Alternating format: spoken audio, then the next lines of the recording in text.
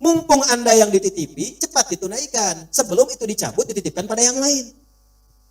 Itu cara bacanya. Dari mana taunya?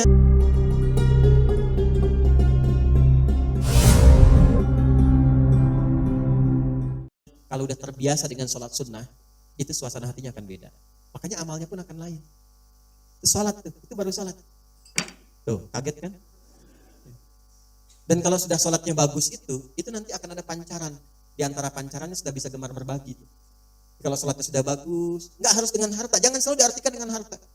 Berbagi perhatian, berbagi ilmu, berbagi petunjuk pada kebaikan. Makanya setelah sholat, lanjutannya infak. Wa mimma razaqnahum yunfiqun. Infak pun masih latihan juga. Jadi begitu Anda banyak memberi, berbagi, bukan memberi ya, berbagi.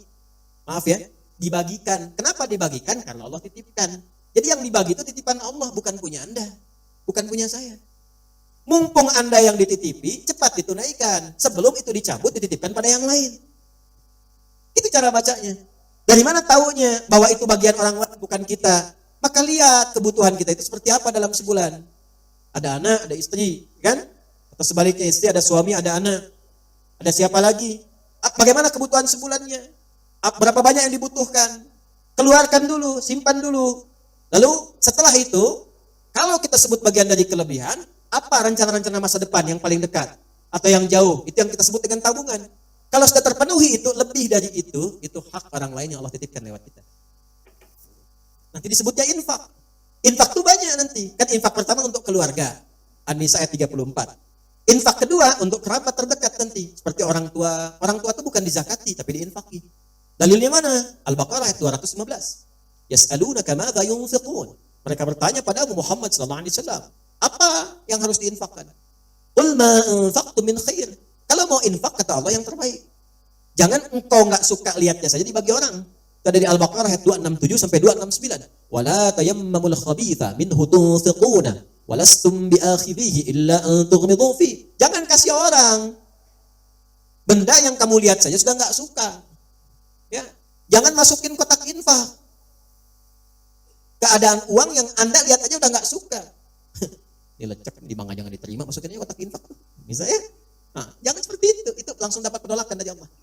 Kalau sudah ada yang terbaik, yang bagus, maka kepada siapa diberikan? Lil walidain, orang tua. Orang tua tuh memang nggak pernah minta di lisannya. Tipikalnya begitu.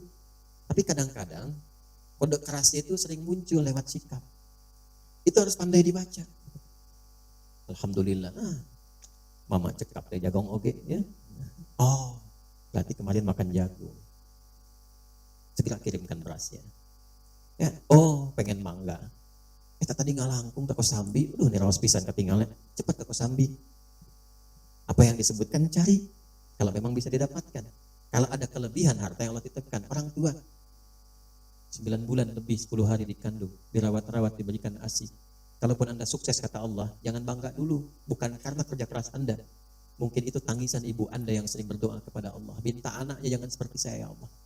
Begitu keluh keringat ayah Anda yang dulunya ke sawah, serabutan, minta sama Allah, ya Allah, tinggikan derajat anak saya. Jadikan dia lebih nyaman. Gak apa-apa saya begini ya Allah, yang penting anak saya nyaman tidurnya. Kuliahnya tinggikan, sekolahnya tinggikan, berikan derajatnya. Makanya ketika Anda tumbuh dan sukses, bahkan sukses, itu yang pertama diminta oleh Allah dan diperintahkan berdoa mensyukuri itu dengan mengarahkan doa pada orang tua. Qala rabbi auzi'ni an ashkura ni'mataka allati an'amta wa 'ala walidayya. Itu ada di Quran surah 46 ayat 15. Kalau Anda merasa udah usia 40 tahun bahkan udah sukses, udah hebat, jangan membanggakan usaha Anda kata Allah. Mungkin itu saham terbesarnya adalah amalan orang tua Anda. Maka dari itu kalau belum mampu memberikan sesuatu yang ya kalau membalas itu gak mungkin. Yang bisa dilakukan adalah memberikan kasih yang sekiranya mendekati apa yang bisa dilakukan. Ada seorang anak mengatakan pada orang tuanya setelah dia memberikan bakti luar biasa. Ya. Jadi ini kisah nyata. Saya tuh dulu waktu 90-an tuh masih banyak buku-buku bagus tuh. Sekarang tuh sudah gak banyak maknanya gitu ya. Semua dicetak aja gitu. Ya, dulu tuh berkualitas buku-buku, banyak kisah-kisah orang soleh, 40 kisah orang-orang soleh, banyak sekali. Ada seorang ayah sakit, dirawat oleh anaknya, sampai luar biasa maksimal. Disuapin seperti diperlakukan ayahnya itu, seperti diperlakukan saat dia kecil. Ya, ke toilet, diantarkan, dibersihkan kotorannya macam-macam lah. Sampai satu kali anaknya komen, "Alhamdulillah, ayah, aku telah bisa membalas jasa-jasa ayah, perawatan seperti ayah telah merawat saya waktu kecil." Apa jawab ayahnya? Tidak, nak, belum sampai kamu pada level itu. Kenapa ya? Karena aku merawat kamu dulu supaya kamu hidup. Sedangkan aku merawat saya sekarang untuk mengantarkan pada kematianku. Ya. Makanya nggak akan bisa, balas orang tua itu nggak akan bisa. Kalau nggak bisa balas, minimal bahagiakan. Jangan sakiti lah. Kalau nggak bisa ngasih, minimal jangan sakiti. Wala taqul lahuma uffin. Kata aja udah nggak boleh, bentak nggak boleh. Udah dikandung berat, nggak pernah dilepas, dikasih ASI, dirawat-rawat, disayang-sayang, dicium, dipeluk, bangun malam, bangun, capek, lelah. Udah dewasa bentak-bentak. Ente siapa? Hah? Gak malu Anda sama Allah. Di belakang keluh kesah, ada yang tega menggibahkan ibu bapaknya.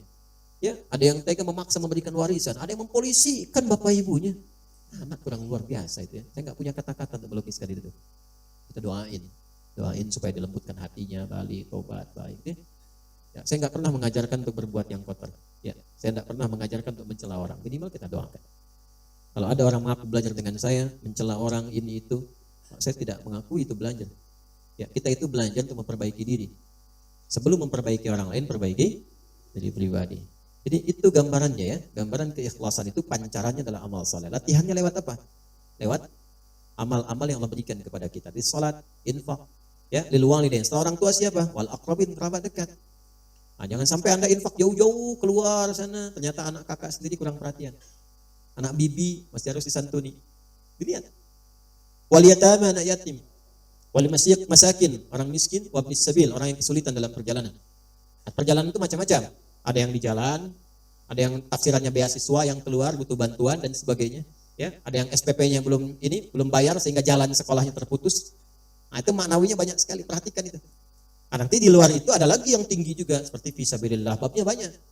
Nah, yang pokok apa? Zakat. Itu kalau udah berlatih, coba latihan ya. Ada orang-orang yang kalau ba'da subuh itu suka keluar tuh. Coba deh ikuti. Itu tuh Masya Allah. Ginilah, besok tuh Jumat. Gak usah banyak-banyak lah.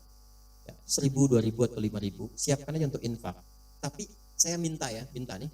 Anda keluarkan dengan tangan Anda sendiri. Banyak di jalan tuh.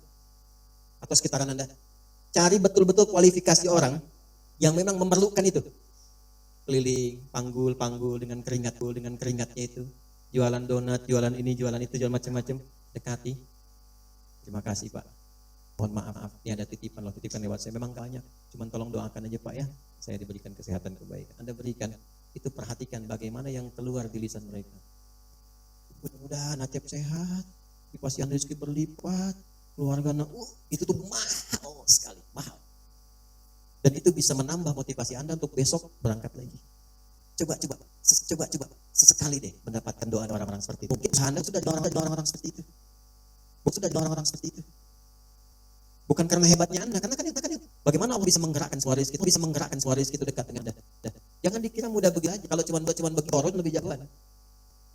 Korun tuh mengatakan komen pertama Korun yang di dislike oleh semua generasi setelahnya, walaupun di viral kadang. Apa dia katakan? Ini karena ilmu saya. Ya. Maka Allah nggak suka. Diadakanlah likuifasi, ditenggelamkan, dilumat ya dengan tanah kalian, dengan semua harta-hartanya. Gitu. Jelas ya?